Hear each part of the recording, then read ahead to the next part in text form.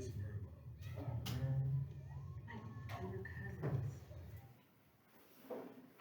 I've got a unique video.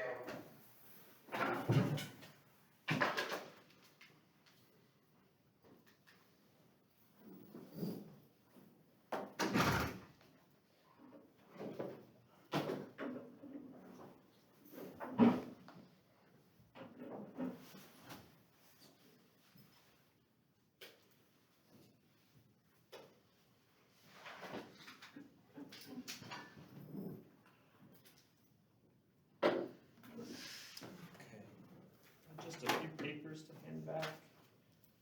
Just bear with me here while I take care of that.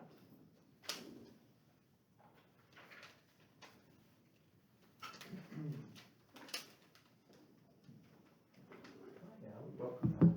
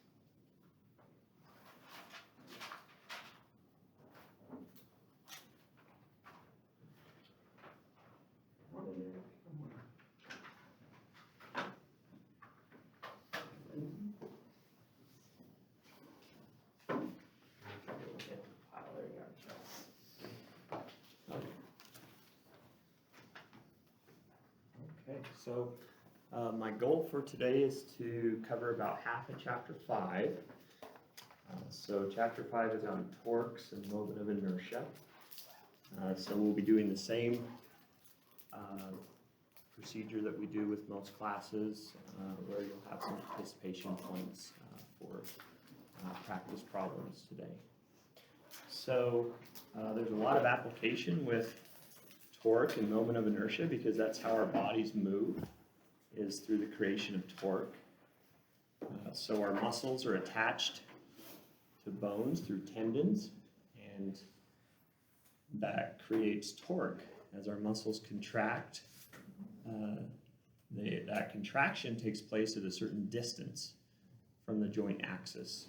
So when we're talking about torque, we have to not only consider how strong the muscles are, but also the attachment point. And not everybody has the same attachment points. So that factors into strength expression because a tendon that is attached a greater distance from the joint will have a mechanical advantage. So there's lots of things that go into production of strength or expression of strength. Limb length, as well as muscle strength, and tendon attachment. So we'll talk about all of those things as we get into this. So just beginning with some basic examples, we have 3 different scenarios, just demonstrating with an object like a book. So in order to make a book rotate, so if you were to take one of your books and push it across your desk, where would you have to strike the book to make it rotate? Morning, Macy. Yeah, the corner. Why the corner? You're absolutely right. So if you strike the book through the center, it's going to move. So in biomechanics, we call that translation. Translation, it's going to move, but it's not going to rotate. So in addition to force application, in order to make an object or body rotate, the force has to be applied at a distance from the axis. In the case of a book, the axis would be the center point. So this would be known as a centric force. Centric force, not to be confused with concentric or eccentric or isometric. This refers to torque. So in this case, torque would be 0.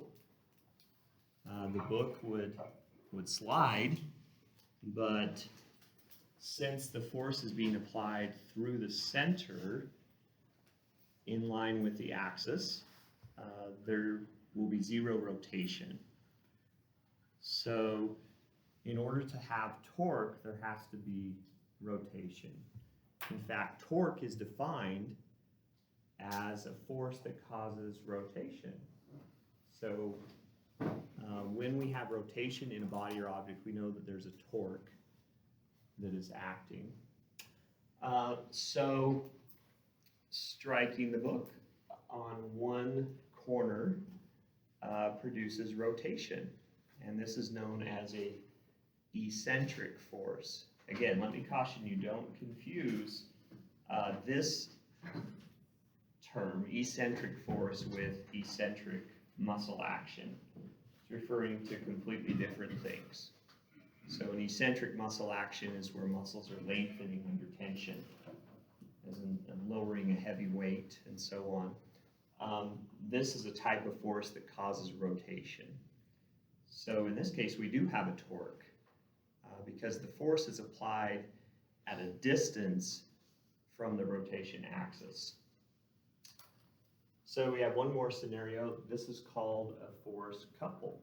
So now we have 2 forces applied on reciprocal sides of the object, in this case a book.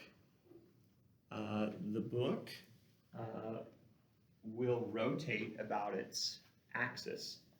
So the difference between a force couple and an eccentric force is if you were to push the book with just one force on one end or the other, the book would undergo a certain amount of translation or sliding, but it would also tend to spin a little bit. So you'd have rotation as well as translation. With this scenario, there's 0 translation. So it would just be rotation about this central axis. So in all of these scenarios, in all three of these scenarios, we can see examples in the body. We can see examples of muscles that create force couples on opposing sides of the body that affect ultimately the rotation of a body segment. So in order to calculate torque, we have to know how much force, but we also have to know what the moment arm is. So where is the force being applied relative to the axis of rotation? The moment arm is defined as this distance. And so the moment arm is abbreviated with a lowercase r. And so if this represents the center of the object, and we apply a force here, then we have this moment arm, which is the perpendicular distance between the axis and the point of force application. So torque has two components. There's force and moment arm. So either of these components can affect torque. They're both important. So applying a higher force or increasing the moment arm will increase torque. In daily life, we have lots of examples where we increase the length of the moment arm to make our work easier, to give us greater leverage. Because the strength of muscles is limited in certain aspects, increasing the length of the moment arm is what gives us greater torque, or the ability to rotate our own bodies or forces that we apply to other objects and bodies. So both of these factors are important. So muscles create torque because they create force, and that force is applied at a certain distance from our joint axes. And so the way that we move is through production of torque. It goes one step further from the concept of muscle actions into creation of torque that causes joints to rotate. So how many of you have ever been walking out of a building? Seems like I do this about once a week, and you're not sure which side of the door to push on. And usually if you're like me, you push on the wrong side of the door. So in a case like this, so why is it that we have doorknobs that are on the opposite side from the hinges? Because we apply a force, and that force is applied a greater distance from the rotation point. So it makes the door easier to open or close. So some other examples just of tools we might use on a daily basis where leverage is increased by increasing the moment arm. So the distance between where we apply the force and the rotation axis. So a longer wrench is helpful because we have a longer distance between where the force is and where the rotation point is, so that makes it easier to turn. Hammer, same thing, longer distance between the axis and where we apply the force. Stapler, same thing, more leverage with a longer axis. Some other tools that we use occasionally here. Same concept as we're applying force a greater distance from the axis. So that makes things easier to move or rotate. So let's talk about how things work in the body. We said that a force couple represents torque that is applied on reciprocal sides of a segment. So we can see force couples. This is just one example of many, but this is our pelvis. And so we see a sagittal view here, and we have muscles that act on opposing sides of the pelvis. So these terms, PPT, stands for posterior pelvic tilt. APT stands for anterior pelvic tilt. So we have muscles that act on reciprocal sides of the pelvis to create rotation. So we have the rectus abdominis, and to a lesser extent, we have the external obliques that pull up. They have their attachments on the front of the pelvis, on the pubis, and so they pull upward. And we have reciprocal muscles on the opposite side, such as the hamstrings and the gluteus maximus that pull downward. So if we think about this kind of like a steering wheel, okay? So if we have activation of one or the other, or both, the pelvis is going to turn back. So it's going to undergo a posterior pelvic tilt with pulling up from the front and pulling down from the back. With an anterior pelvic tilt, we have the same type of relationship. So we have hip flexors, the iliopsoas group, as well as the rectus femoris that pull down on the front, and then the erector spinae pulls up on the back. So activation of these muscles as a couple will tend to tilt the pelvis forward. So torque is a vector. So what does that mean? Ask you this, it seems like I ask every time, but if it's an easy question, just say anyway, make me feel better. So we need to know what?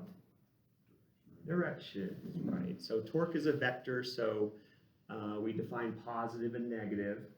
Okay, so you'll need to know clockwise torque is negative, defined as negative typically, whereas counterclockwise torque is defined as positive, so rotation. So think about the elbow joint undergoing flexion. So the muscles that flex the elbow joint would create torque that causes the elbow joint to rotate. So flexing the elbow joint would be moving in the counterclockwise direction.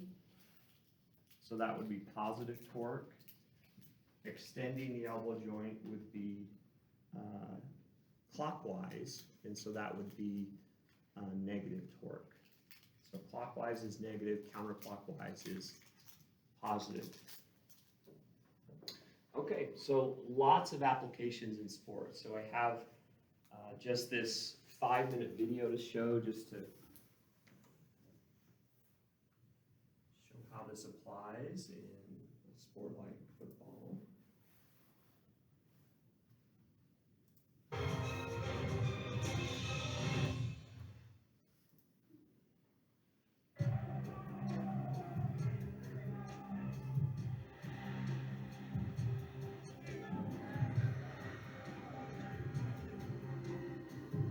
In a game played by big men, NFL offensive linemen are some of the biggest of all. Whether they're blocking for a running back or protecting the quarterback, these giants of the O-line know how to use size to their advantage. Man, there's some big guys that play in the NFL, especially on the defensive line. So sometimes it's big guys just hitting, other big guys, and you're trying to move, and low man really wins. Who wins the battle of the gridiron Goliaths? According to the laws of physics, it's the player who stays the lowest and masters the concept of torque, which is the tendency of a force to make an object rotate around an axis. A torque is anything that causes another object to spin. In the NFL, we see torque whenever one player collides with another, causing it to rotate or spin. What's key is the distance of the force from the rotation axis. This distance is called the lever, or moment arm. So where the force is applied to an object determines whether there's a torque. If I hit dead on, no torque. If I hit a little bit to the side and cause spinning, I have a torque. To counter the rotational force, coaches at all levels teach players to stay as low as possible. Tony Schmitz is a former Division I college football player and currently a coach for the Newberry High School football team. But as a mechanical and aerospace engineer at the University of Florida, he understands the physics behind staying low. Coaches often talk to players about staying low, and there's different phrases they use, like the low man wins. Because if I can have my center of mass low and exert my force against somebody with their center of mass high, I'm more likely to push that person over and win the battle. A player's center of mass, often referred to as their center of gravity, is the point on a body where mass is most concentrated. So the center of mass is the average location of mass for any body. For a lineman, for example, that center of mass is usually somewhere near the navel. When a player crouches, his center of mass is lowered. And that's one reason you want to stay low. Because if you're low, you're taking advantage of the laws of physics that says that if you can't get to my center of mass, it's hard for you to make me rotate. The low man wins on this one. It's the key. Consider Orlando Pace, 7-time Pro Bowl offensive tackle with the St. Louis Rams, who stands 6'7", 325 pounds. His center of mass is located just above his hips. By crouching, Pace not only lowers his center of mass, but he's now in a position to impart a bigger torque, because he's able to hit upward on his opponent. By hitting on the rise, we can actually increase the torque that we apply to a body. Because as we start low, there's a low moment arm from where we apply the force to the ground. But as we get higher, that moment arm increases and we're applying more torque. As Pace rises from the crouch position, the distance between his opponent's pivot point and the location where Pace applies the force increases, allowing him to impart a higher torque on his opponent. To move a guy off the line against his will is probably the biggest success as an offensive lineman you can do. Because that guy's trying to come forward, you're moving him back. As an offensive lineman, that's our touchdown. And in a game where the low man wins, that success comes one push at a time. All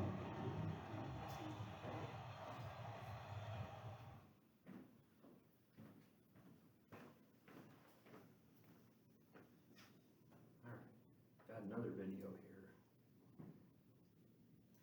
for just a little bit, so we'll get to it. So some other applications in sports, in the sport of golf.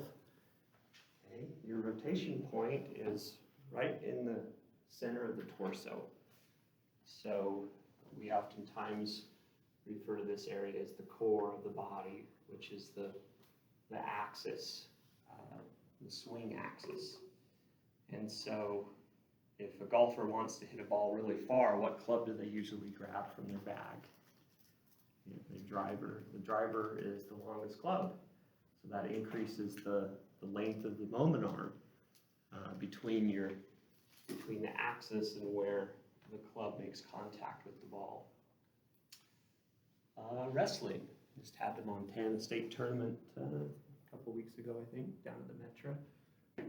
So this is a half Nelson hold, and so we see the concepts of torque applied here. There's a force couple, and so attempting to rotate the opponent in a clockwise direction. So what's the opponent doing with the arm here to resist that? So the opponent's applying a counter torque in a counterclockwise direction, so opposite this wrestler.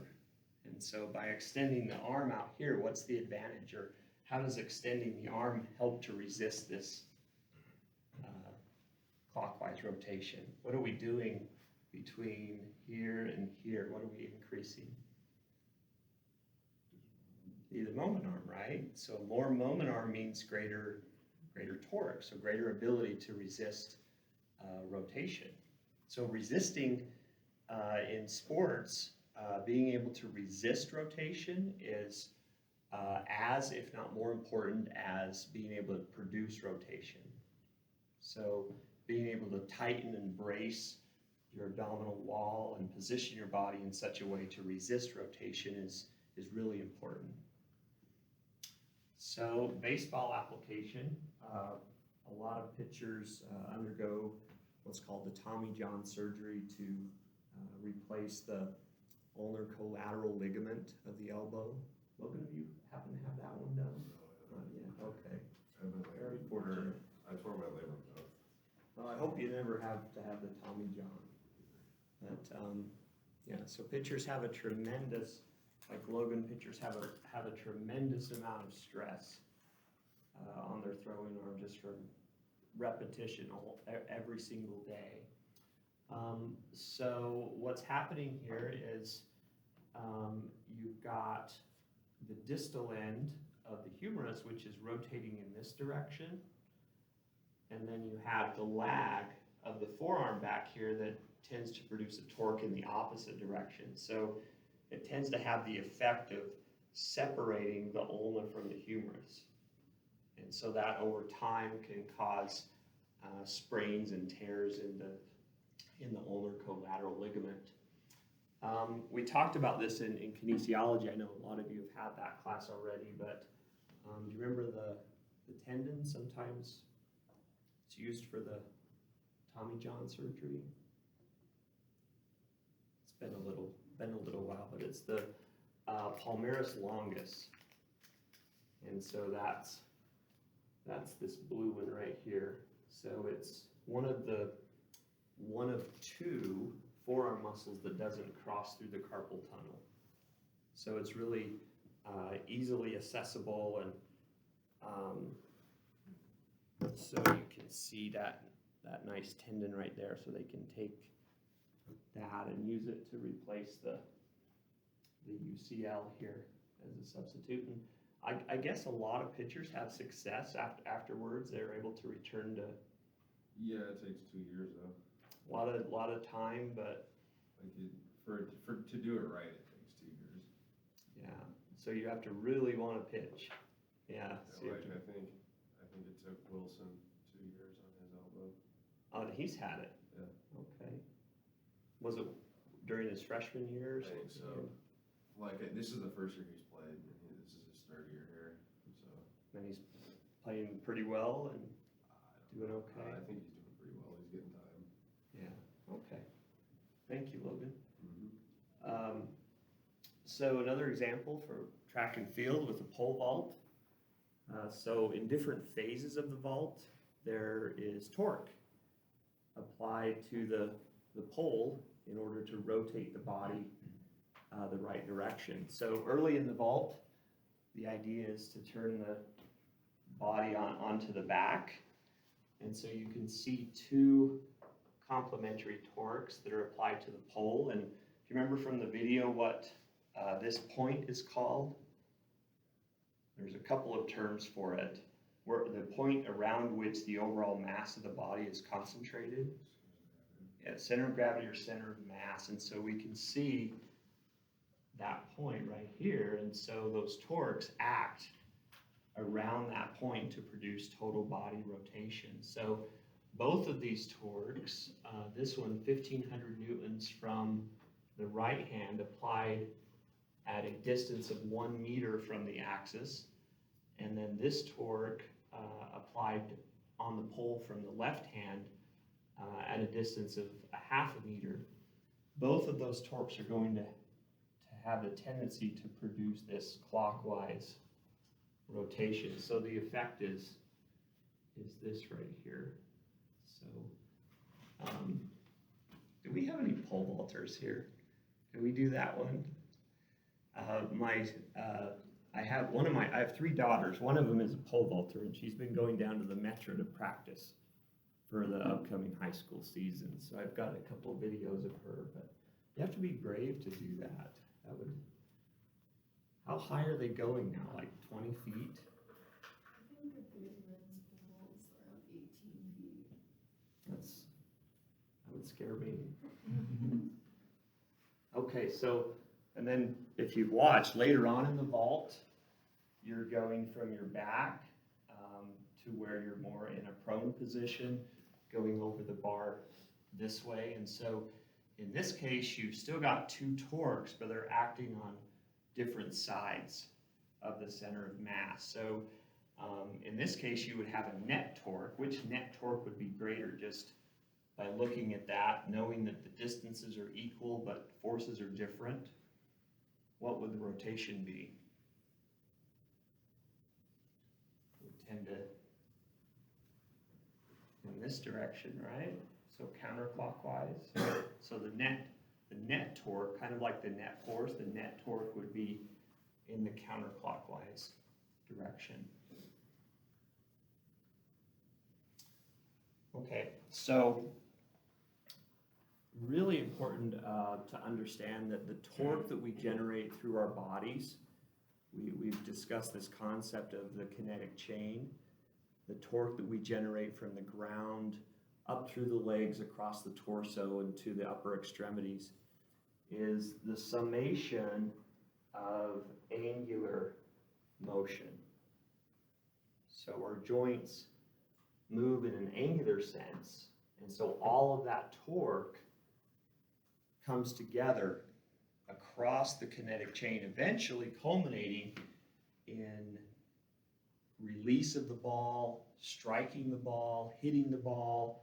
So we have a transfer from angular motion in the body to linear motion based on whatever the sport involves. So there's lots of examples in sports. Again, hitting a baseball, spiking a volleyball. So angular motion to linear motion of the ball. Golf is about torque, and then as the ball is hit, that transfers to linear motion of the ball. Tennis, football, and boxing there. So angular to linear. So let's talk about how torque works in our bodies. As I said, our muscles attach to bones, and this attachment point has a certain distance from the joint axis. So this represents the moment arm. Not everyone has the same attachment point, so that's genetically predetermined. So if you're someone that has muscles that attach further from the joint axis, that's going to be an advantage in terms of strength, because again, torque is equal to force times moment arm. So a longer moment arm means greater expression of torque for a given amount of force. So you can have two people with exactly the same size muscles. The muscles are equal in force production, but the person that has a longer tendon attachment will have an advantage, just because that's the way strength works. It's about production of torque. So not only that, like most things in the body, things get more complicated as we go from a static position into a dynamic position, moving through a range of motion. You can see as we go from extended to flexed position, does the moment arm stay the same? As you look through that sequence. No, so the moment arm is smaller in the extended position, and then it reaches its greatest point here, and then begins to be less as we get to the full flexion position. So what are the implications of that for strength training? Do we tend to be stronger in some parts of the range of motion versus others? I think yesterday in class we were talking about the sticking region. How many have heard of that term, sticking region?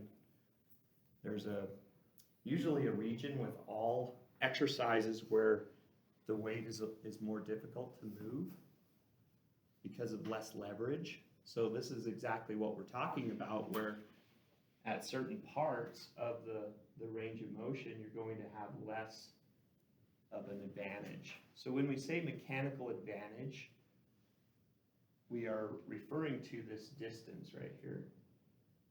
So the smaller moment arm means less mechanical advantage, because that means this muscle has less distance to work with, versus here where that distance is at its greatest, And so for a given amount of muscle force, the torque is going to be greatest at that midpoint position. So we can talk about resisted torque as well. Most textbooks use the biceps because it's just lends itself to example. But as we go through elbow flexion, we're talking about the weight here in the hands. The weight here in the hands. To a lesser extent, does the forearm itself have weight? Yeah, of course it does. For simplicity, though, we mostly just talk about the significant amount of weight here that we're holding in the hand. And so muscles create torque in opposition to resisted torque. So think of this as a balance between muscular torque and resistive torque. So where does resisted torque ultimately come from? It comes from the weight that you're holding in your hand, but we also have to have a moment arm, don't we? So we have this weight that is acting at a certain distance from the elbow joint axis. So can you see how this distance from the elbow joint gradually increases as we go here and then gradually starts to decrease up here? So we're talking about this perpendicular distance between the axis of the elbow and where we're holding that weight. So it fits our muscle pretty well because you can see the greatest resistive torque is in this position, but where do we also have the greatest muscular torque? At the same position. So it fits the design of our bodies really well because at the point we have the greatest resistive torque, we also have the greatest muscular torque. So just some examples here for you. 4 centimeters, which is about 1.5 inches, is what the moment arm is for the biceps at that position. Whereas the distance from the elbow to the weight is 35 centimeters.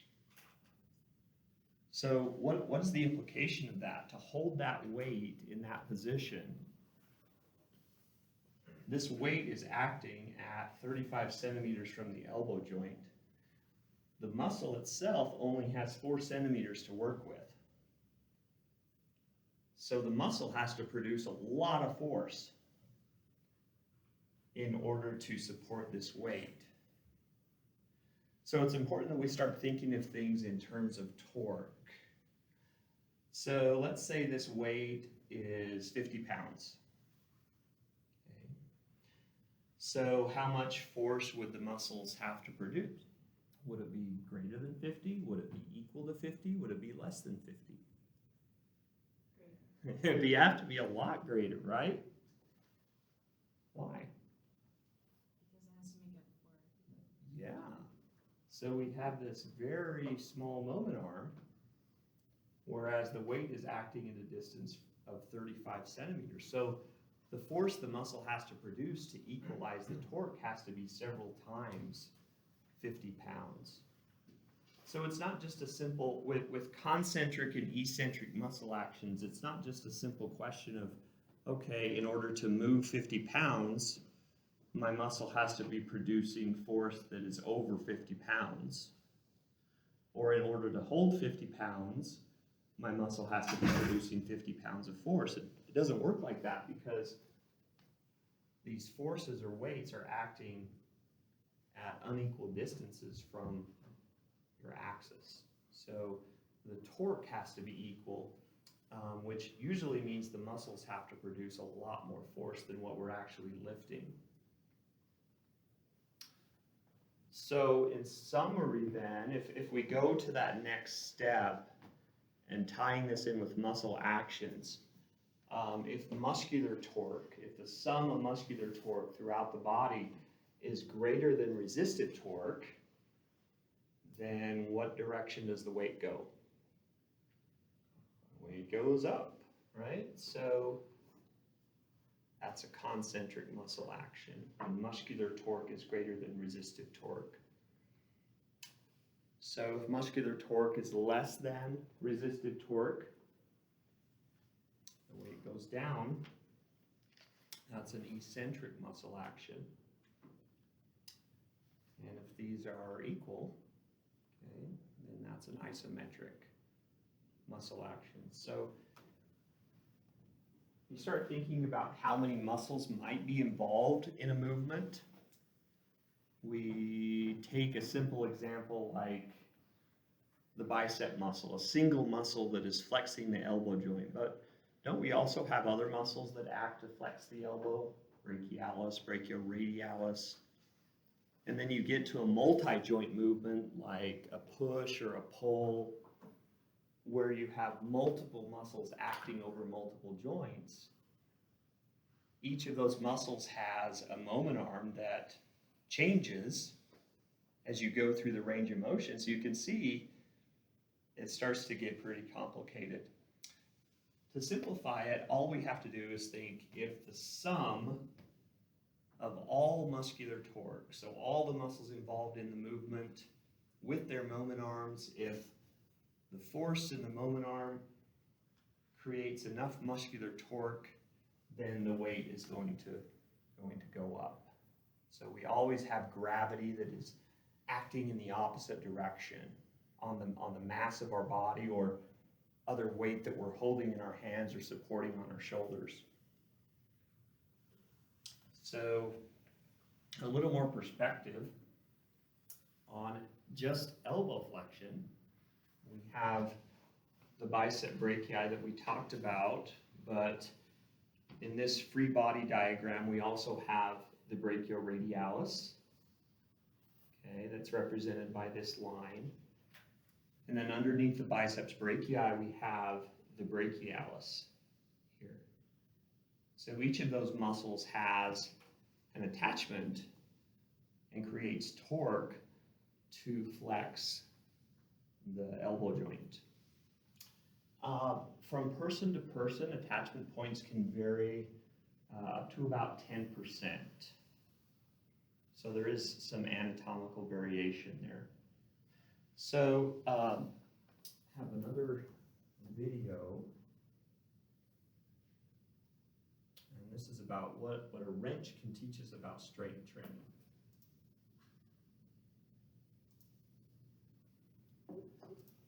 For you, and this is going to cover what we can learn about strength training from using a wrench.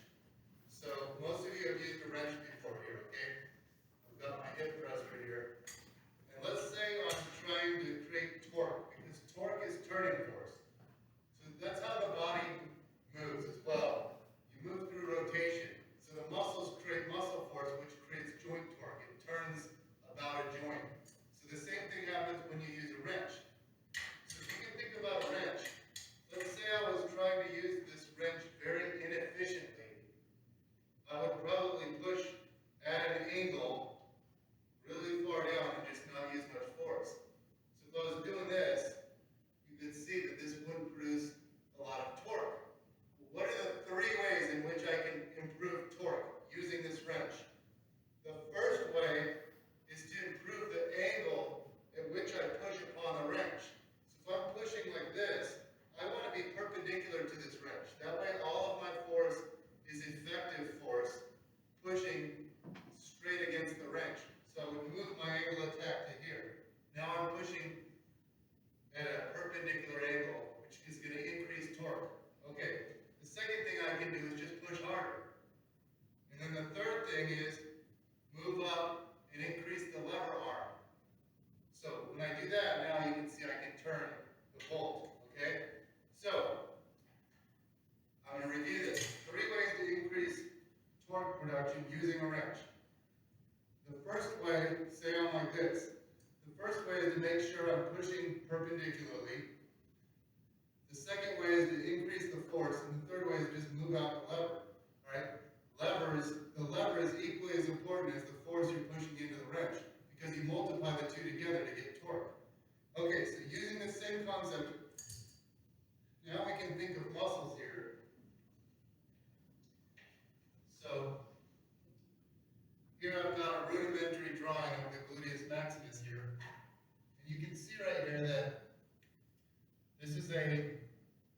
size glute. Well, through strength training, you can hypertrophy muscles, you can grow muscles, and then they can produce greater torque. But you actually improve torque production through all three mechanisms, and let me show you how. So let's say the joint center is like right here, the hip joint center. All right, I am going to do, I believe that some of my clients have doubled their glute mass in 6 months. And I have some before and after pictures with bikini competitors where you can see they probably doubled their muscle mass. So what does that do? So if you take a glute like this, if you look, first of all, the femur, comes down like this. So if you look at what is the angle of attack of these glute fibers on the femur, is that perpendicular? No, it's not. It's coming in at an angle like that. Okay? The glute muscle is what creates the force. That's what creates the pushing, actually the pulling. That's what creates the pulling on the femur. And so a larger glute is going to increase force. And then the lever arm is just simply the horizontal distance between the glute fibers and here. So that's the distance. So if you do a strength training regimen, say you lift weights for 6 months, and you increase the size of your glutes by, say, 30%, now the glute comes like this. All right? And now you've got more glute volume. Okay? Well, what does this do? What does this do to torque? All right. You've got way more surface area here. You've got way more cross-sectional area, more muscle volume. So you have more contractile units to produce force. You've also now look at this angle of attack coming onto the femur. Now it's coming in at a more perpendicular angle. So you've got greater force, a more efficient line of force, and now look at this moment arm here. Look at the leverage. This is called a muscle moment arm, but it's indicative of its leverage. So all of the fibers, deep down in the center are more of the type 1 fibers, on the outside are more of the type 2 fibers, and if torque equals force times perpendicular distance, then you can see it's the effective force, right? It's the perpendicular force times the perpendicular distance. So you're going to get greater force, more efficient force, which is going to increase this even more, and you're going to increase the moment arm. So what we showed in my recent manual that I put out, the Biomechanics of the Squat Deadlift Manual, in my 2x4 product, we showed that a 30% increase in glute volume actually led to a 50% increase in torque production. So that just goes to show you that you gain strength. A bigger muscle can create greater torque production. And it's very valuable for all sorts of endeavors, whether it's athletics or strength or sprinting or things like that, jumping.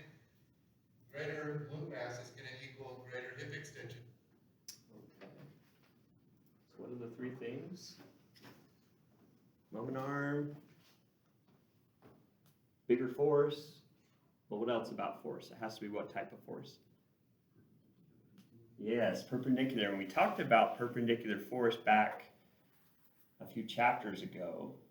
He calls it effective force, but we learned it as the rotary component. So how many remember the rotary component? That's effective force, perpendicular to the angle of tendon attachment is the effective force or rotary component. Okay, so there's been studies that have actually looked at moment arms for these elbow joint prime movers, biceps brachii, brachialis, brachioradialis, and triceps with the elbow extended. These are the moment arms in centimeters versus the elbow in a flex position. So knowing that torque is equal to force times moment arm, we can look at points where these muscles would have greater mechanical advantage. So Furthermore, with the hand in a neutral position or a supinated position. So what does supinated mean, just so we're all on the same page? That's palms up, right? So notice how with the biceps brachii, that in an extended elbow position, the moment arm is smaller than in a supinated position. So with your elbows in extension, with the hands in the neutral position, the moment arm for the biceps is 1.47 centimeters. But if you're turning your hands from neutral into a supinated position, look at the difference. So that's a change in the moment arm simply based on the hand position. It's also really interesting that with the elbow in a flexed position, so going from here up to here, the neutral position actually has a larger moment arm up in this position versus a supinated position. So there needs to be more research done on that and the implications for that. We can hypothesize hand position and muscle growth and how that factors into the moment arm. Looking at the triceps, there's a much greater moment arm with the hands in a neutral position in both the extended as well as the flexed position.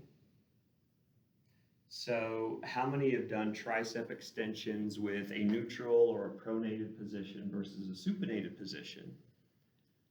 You'll probably notice that anytime you do an extension, a tricep extension in a supinated position, like this lady's doing here, or even a bench press with how many have done a reverse grip bench press? It's sometimes done. So a supinated position, you're going to have significantly less leverage. So looking at this, why would we have less leverage with the hands in a supinated position for a tricep extension? Because our moment arms are less. So torque, elbow extensor torque would be dependent on tricep force, but also what is the moment arm like in a supinated position, whether the elbow is extended or whether the elbow is flexed. The moment arm is less, so a supinated tricep extension is a lot more difficult. Usually less weight is used for that. Okay, so let's see what you can do now. So let's go ahead and do a practice problem here. So an individual is holding, and for the purpose of this example, we won't use metric units, we'll just go with pounds and inches. So an individual is holding a 50-pound dumbbell statically at an elbow angle of 90 degrees. The moment arm of the dumbbell from the elbow joint is 14 inches. So you can visualize that, holding a 50-pound dumbbell statically, elbow angle is 90 degrees. So the moment arm of the dumbbell from the elbow joint is 14 inches. So from the center of the palm to the elbow is 14. So that's one moment arm. The moment arm of the biceps brachii muscle at a 90-degree elbow angle is 1.5 inches. So if the biceps brachii were the only muscle contributing to elbow flexion,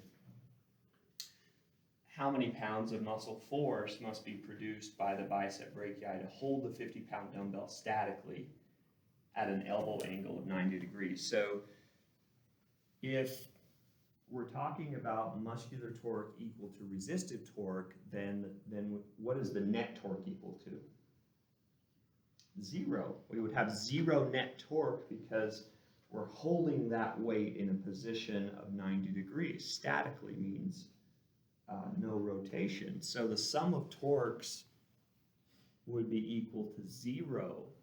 So knowing that, we can simply simplify the solution to this problem by setting muscular torque equal to resisted torque. So we're given the moment arm for the muscle, we're given the amount of weight, and we're given the moment arm of the resistance. So let's set this up.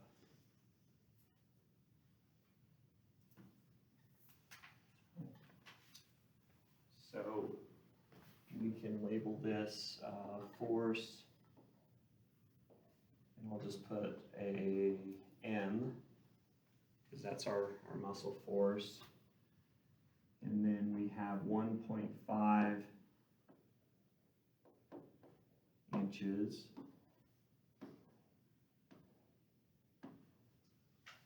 And then we have a resistive torque on the other side of the elbow axis, and we have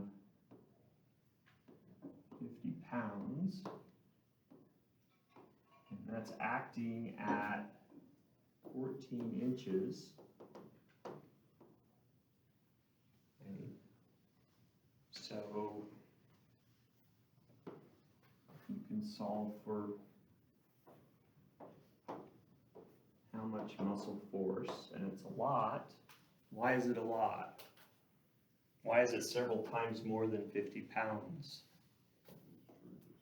Yeah, so there's only a small moment arm. So, what is it, like 400 something? What'd you get, Annalise? 466. 466 pounds of force to hold that in place because of the short moment arm.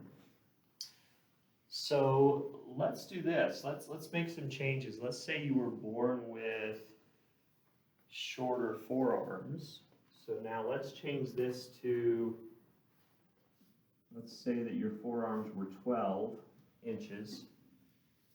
And you were also born with longer attachment points, so let's bring this to 2 inches.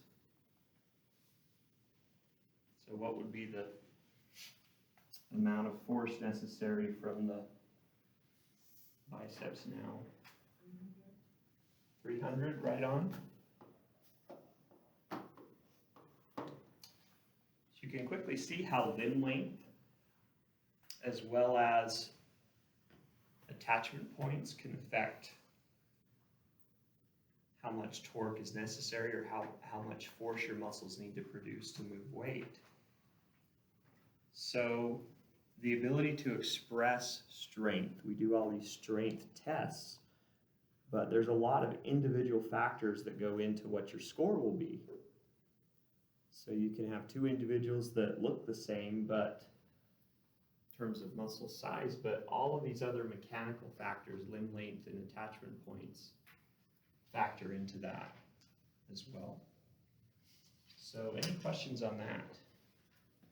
It's a lot of force. Sometimes it's hard to believe that, but when you understand torque and how much muscles have to compensate, it makes sense.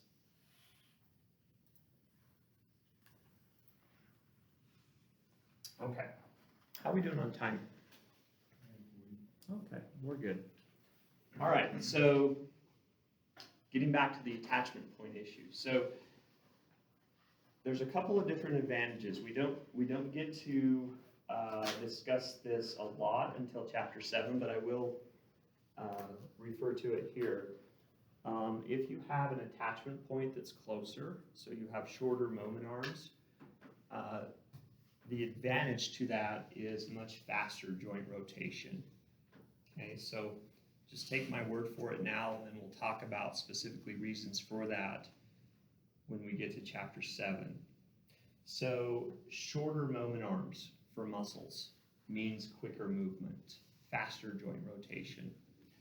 And then of course, if you have attachment points that are longer, that means greater torque. So there's advantages to both short and longer moment arms. All right, so a nice study by Bryanton done in 2012 looked at torque at the hip joint and torque at the knee joint. during a barbell squat. And so their study design looked at loads between 50 and 90% of a 1 rep max. So loads that are representative of loads that we use for the most part in strength training. They also looked at shallow and deep squats. So looking at knee angles of 30 degrees all the way down to 119 degrees. So this is a photo that I copied from his study, Bryanton et al., showing the deep squat right here with the knee angle at 119 degrees. So it was really similar to what a lot of EMG activity studies have done, but instead of measuring EMG activity, they actually looked at torque. So the joint torque at the hip and knee individually at each squat angle. So how much torque was acting over the hip and the knee joint at these angles, going from 30 degrees, hey Brian, going down to 119 degrees at the very bottom. And then dividing that by the joint torque at standardized contractions at each angle. So if you're familiar with EMG research, we do standardized contractions to get a percentage of muscle activity. In this case, they did standardized contractions to get a percentage of maximal torque. Okay, so let me walk you through this. This is the result for the knee extensors. So what are the knee extensors? What group of muscles collectively? Yeah, quadriceps. So there's 4 of them. So they collectively, looking at knee extensor torque. Okay, so the angle, 30 to 44 degrees, 45 to 59, all the way over to the darker squares, 105 to 119. So everybody with me so far, what these different symbols mean. Okay, this is the percent relative muscular effort. Relative muscular effort. So again, taking the torque at a given squat angle and dividing it by the torque at a standardized contraction. So they're calling that relative muscular effort, meaning the exertion from the quadriceps would be greater as we increase in that percentage. And then down here is the barbell load. So looking at 50% all the way through to 90% at each of those angles. So let's take a look. We can start at just 50% of 1 RM. So that would be relatively light weight. And then the muscular effort going from here at 30 to 44 degrees with increasing angles up to the deeper angle 105 to 119. So can you see at this load, the relative effort rises as we get into a deeper squat? Does that make sense? So for 50%, going from a shallow squat to a deep squat, the relative effort rises. Let's take a look at just the deep squat.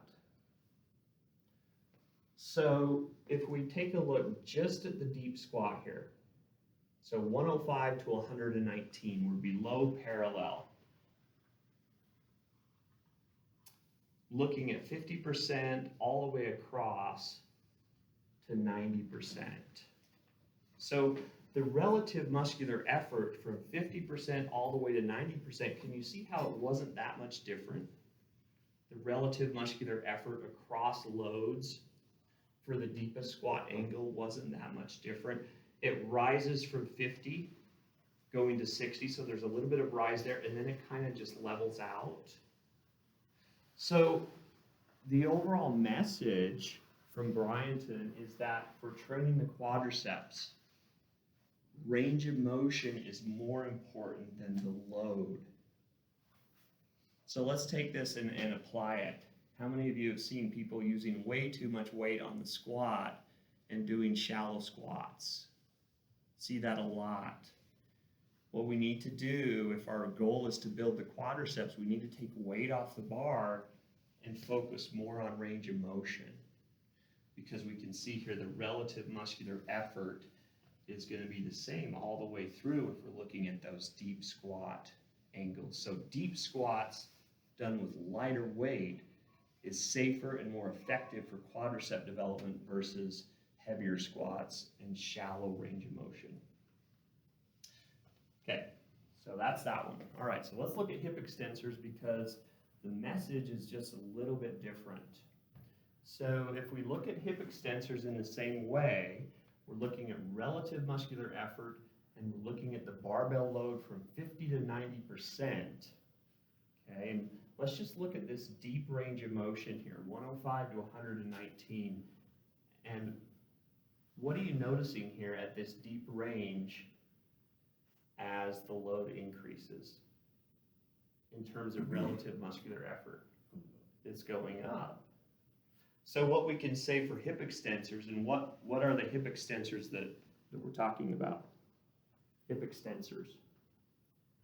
What muscles extend the hip?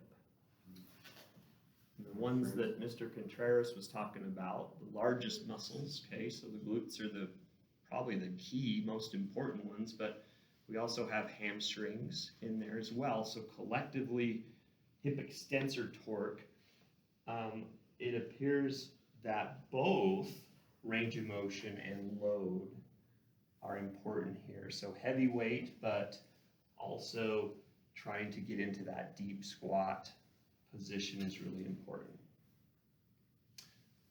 Okay, so old school leg extension machine here. Where would the resistance be the greatest in this example and why? Would the resistance be greatest at the bottom or at the top? Taking a look there. Anybody have one of these in their garage? Maybe your parents' garage?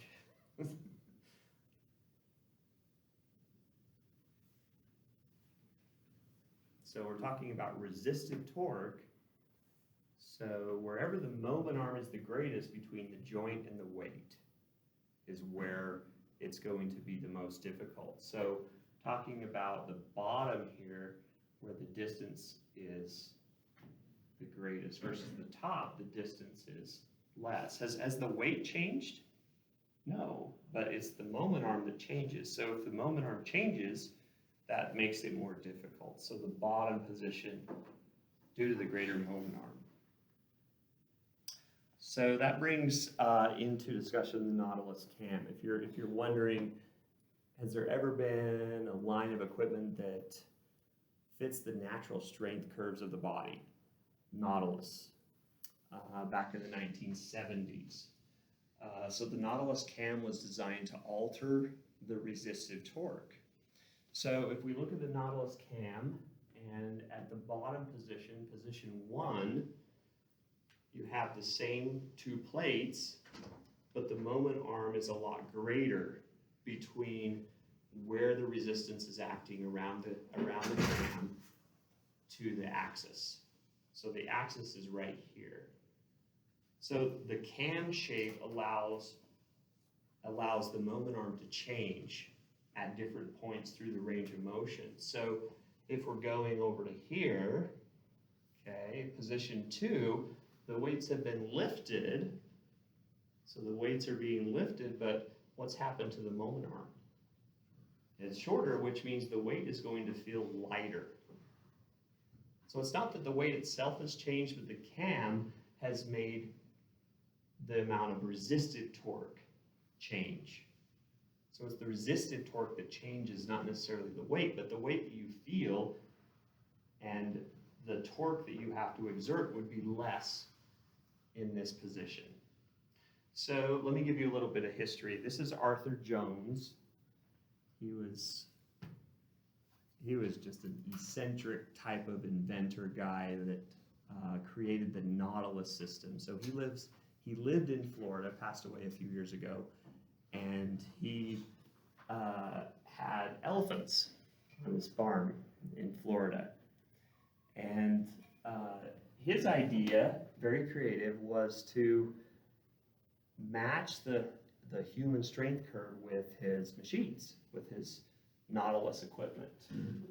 So this is an early model leg extension machine with some of the cover taken off to where you can see the cam device there. This is an early model Nautilus pullover machine from the 1970s. A lot of the NFL teams from the 1970s used the Nautilus equipment. This is what a Nautilus pullover machine looks like today. Here's a few examples. That's an early pullover machine. This is a rear delt machine, rear deltoid machine. So we have one of these in our rec center. How many have used that one? So you're seated and then you have the pad here and then you're pulling back like that. You know what I'm talking about? So this would be an early model Nautilus rear deltoid machine where the resistance isn't in the hands, but it's applied to the back of the elbow. So what would be the advantage in that? If the pads are here and you're pushing back this way, from a torque standpoint, which way would you have more leverage and why? So if your axis is your shoulder, you're holding the weight in the hand, the moment arm would be from your shoulder to your hand. With this method, the moment arm would be from your shoulder to the back of your elbow. So the equipment was designed to give the person more leverage in movement. So this is a Nautilus lap pull down machine, early 1970s. So with the lap pull down, you're pulling with your hands, right? Hands on the bar. With the Nautilus model, it's kind of the same idea as what we saw here. The resistance is back here and you're using your lats this way. So it's the same movement pattern, only we're just reducing the moment arm of the resistance, was Arthur Jones' idea. He also made a line of equipment that was specific for supersets. Made a whole line of equipment just for supersets. So how many of you know what a superset is? Do a couple exercises back to back. This specifically was for pre-exhaustion sets. How many know what a pre-exhaustion set is? So I'll explain. So this machine is designed to do leg extension and then leg press. So with a leg extension, you're pre-exhausting what muscle group? Quadriceps. And then without moving, once you're done with the leg extension, what do? You put your feet up here and you do a leg press. So you're pre-exhausting the quadriceps and then you go straight into a leg press. So if your quadriceps are already pre-exhausted when you go into a leg press, what would you hypothesize the effect would be? So what was Arthur Jones' reasoning here with a pre-exhaustion machine? So what other muscles are involved with a leg press other than quadriceps? Yeah, hamstrings, gluteus maximus case. So his thinking was that if you're pre-exhausting the quadriceps with a leg extension and then immediately going into a leg press, you'll get more stimulus for the glutes and the hamstrings, was Arthur Jones' idea. But you'll never guess what this invention from Arthur Jones is. You'll laugh when I tell you. But I love to go in gyms wherever I travel because a lot of times they have some of these old Nautilus machines just over in the corner, like a display for a museum. You know, they're relics. This is a Nautilus shrug machine. Nautilus shrug machine. So everybody put your hands like this, like you're putting your hands through those pads, and you're sitting there, and it's a pin-loaded machine, and then you're doing this. with your shoulders. So Arthur Jones, something else, but that's a Nautilus shrug machine. I did see one of those a few years ago in Logan, Utah, of all places. It's just sitting there collecting dust, but that's what it was. Okay, so an important point is that the degree of muscle activity is determined by resistive torque. The degree of muscle activity is determined by resistive torque. So the greater the resistive torque, the greater the muscle activity has to be to lift it. So just as a simple example here, we have a straight arm barbell pullover versus a bent arm barbell pullover. So in each case, the weight is the same, okay, but the difference is in the moment arm. So with a more extended elbow, the moment arm is greater versus a flex elbow, the moment arm is less. So where would the resistive torque be less then? It'd be over here, right? So that would in turn affect the amount of muscle activity, because muscles only activate according to how much resistance they're working against. So the greater amount of resistive torque would coincide with greater activity of muscles to lift it. Okay, so I want to save levers for another day. So do you have any questions? Okay, all right, so could I get your participation sheets for today? Send you off. Hope everybody has a good weekend. So what do we have coming up a week from today? Exam. Study guide has been posted.